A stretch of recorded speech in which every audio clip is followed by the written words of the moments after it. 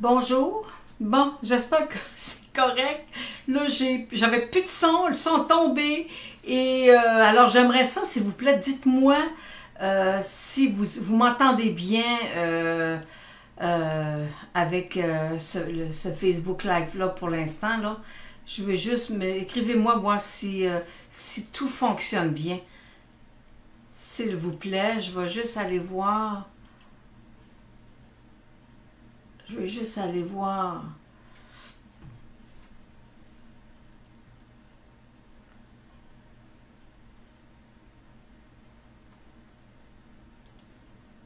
Si tout fonctionne, je vois pas. Je suis pas capable de voir. Bon. OK, alors on va y aller comme ça. Je vais essayer de... écrivez-moi quelqu'un, voir si vous voyez, si vous entendez bien, là, parce que tout semble fonctionner, mais... en tout cas, on va le voir. On va poursuivre, puis si ça fait pas bien, vous voulez, c'est parce que j'ai peut-être dû pas le faire. Alors, je poursuis avec, c'est toujours notre promotion de l'automne. Bon, OK, on me dit que j'ai du son. Excellent, parfait, merci bien les amis. Alors, fait qu'on est toujours dans dans notre promotion d'automne. Vous savez que je vous offre un cours du jamais vu dans le marché. C'est vraiment une formation de base. Même c'est plus que base parce que j'ai des clients qui ont suivi les formations ailleurs et ils disent, Lynn, ça n'égale pas du tout à ce que tu peux nous offrir. Il dit, on fait leur niveau 1 puis on voit même pas ce que tu nous proposes, toi, dans le cadre de ta promotion. Alors c'est ça. Alors, on va y aller. C'est pour vous faire en apprendre plus. Là, je vous donne des trucs. Alors, et maintenant, regardons. Aujourd'hui, je vais vous parler du Dow Jones, du Nasdaq, du S&P 500. Je vais faire la relation entre les trois. Je vous parle en premier de ma courbe de distribution. Ça, c'est la courbe de distribution du 30 octobre. Vous savez que toutes mes analyses sont disponibles sur notre site gratuitement.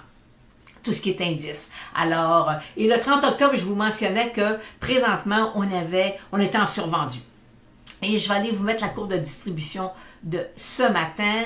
Et ce matin, la courbe de distribution, on est vraiment, elle commence à se décentrer. Elle commence à vouloir aller se centrer, c'est-à-dire.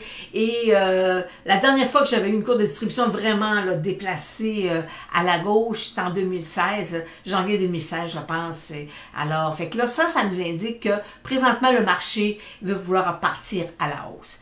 Et le tout est validé toujours par mon Nice ILO Index qui avait cassé en bas de 6%. J'avais seulement 5 points quelques % des titres qui étaient encore en signal dans un haut d'année. Alors c'était minime, là. Alors là, on est rendu à 16. Alors on voit que la tendance du marché va bien. Mais moi, ce que j'avais besoin techniquement de valider, c'était de vérifier avec mon Dow Jones, et là, c'est hier, je pense que je vous l'ai mis. Vous voyez la petite ligne verte qui est là? Ben, cette petite ligne verte-là, c'était mon signal qu'il fallait qu'il dépasse ce niveau-là pour que je tombe en nouveau sommet, pas en nouveau sommet, mais dans un haut plus haut. Et ça faisait 2 jours que je le surveillais, puis je me disais, il faut absolument qu'il y aille.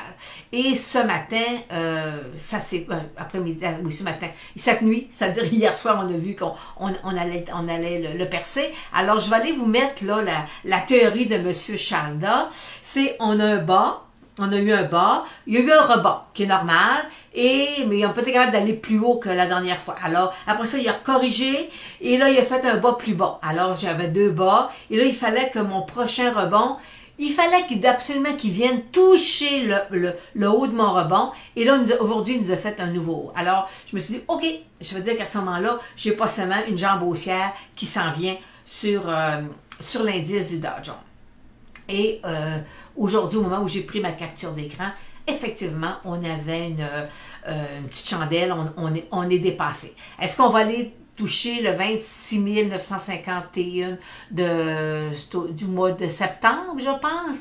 À ce moment-là, bon, peut-être pas, mais ou peut-être. Alors, c'est ce qu'on va voir. Là, il faut absolument, là, il faut écoutez, on fait du trading là, je ne dirais pas à journée, mais des positions en semaine. Là, on se dit, ben, il fait ça, il est en train, il faut qu'il aille là, puis s'il dépasse ça. Alors, c'est vraiment là, on nous a fait un premier repli. Est-ce qu'il va venir nous faire un nouveau sommet? C'est le point technique qu'il faut surveiller.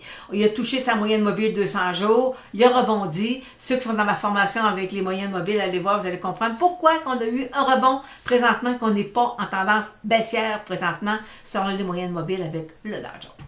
Ensuite, le titre que je suis, c'est le titre de M. Buffett, le titre... c'est mon titre qui représente bien le marché américain. Voyez-vous, il y a eu un gros gap en début de semaine, là, lundi, parce que M. Buffett a annoncé qu'il faisait le rachat de ses actions. Alors, moi, j'aime pas ça, un rachat d'actions dans un haut de sommet, là, dans un haut de marché, ça veut dire si tu payes trop cher pour...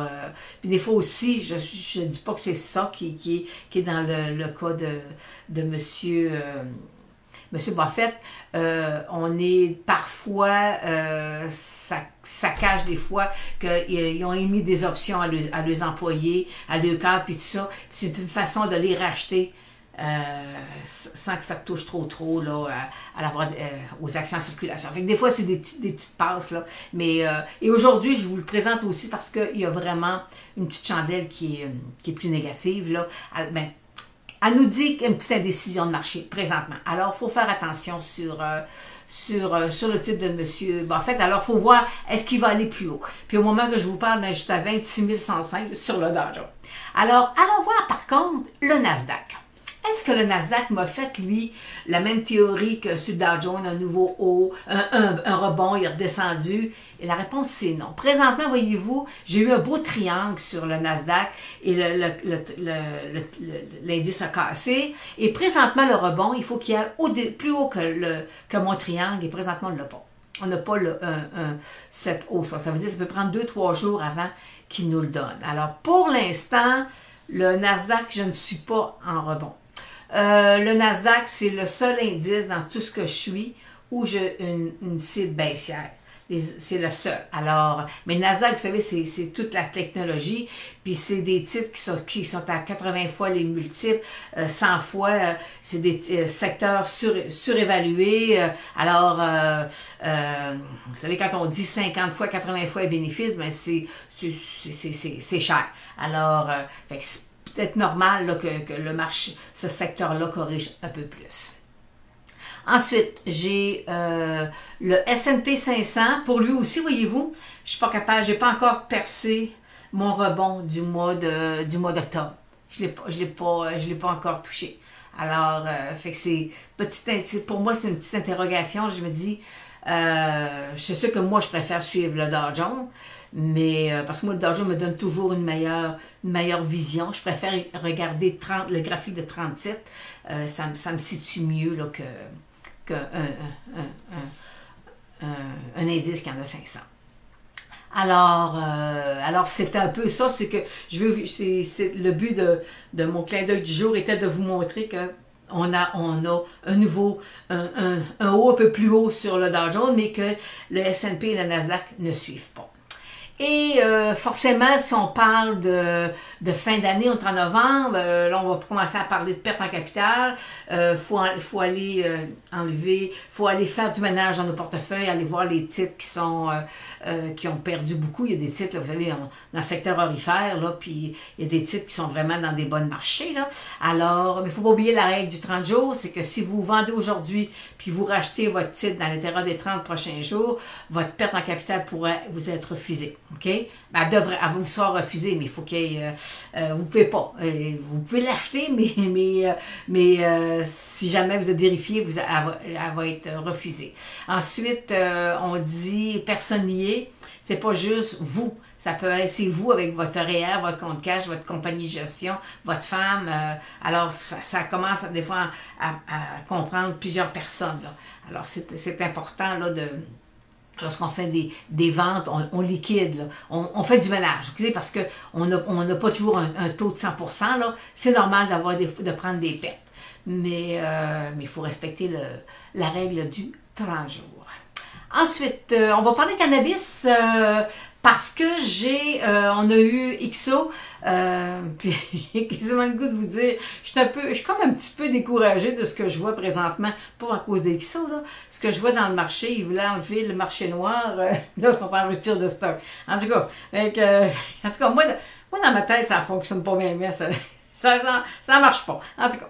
Alors, et là, on voit qu'Exo, il a cassé, moyenne mobile 8,34 ont croisé, il a rebondi sur sa moyenne mobile 200 jours, et présentement, il est à 50% de son rebond. Alors, et la petite chandelle d'aujourd'hui nous dit aussi qu'il y a peut-être une indécision présentement dans le marché.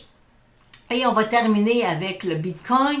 Moi, tout ce que vous savez que j'en parle par-ci, par-là, moi, tout ce que je peux vous dire, par contre, que si jamais il perçait la résistance à 6008 ou s'il casse son support autour de 6000, disons, là, peu importe où il va aller, quand il va y aller, préparez-vous, ça va y aller. C'est présentement, mes indicateurs me disent qu'ils attendent, parce qu'il n'a jamais fait autant dans un couloir latéral. Là. Alors, mais ça, c'est dans mon niveau 2 que vous avez la réponse de ce que je viens vous parler. Alors, fait que c'est ça pour le Bitcoin. Fait qu'on est toujours présentement à 26 098 sur le Dow Jones. Le TSX prend 77 points. Et le Nasdaq prend 50 points. Alors, c'est... Puis pas le Nasdaq, le S&P prend 50 points et le Nasdaq prend 189 points. Puis aussi, vous savez, le pétrole, il est venu toucher 66, il est même descendu un peu.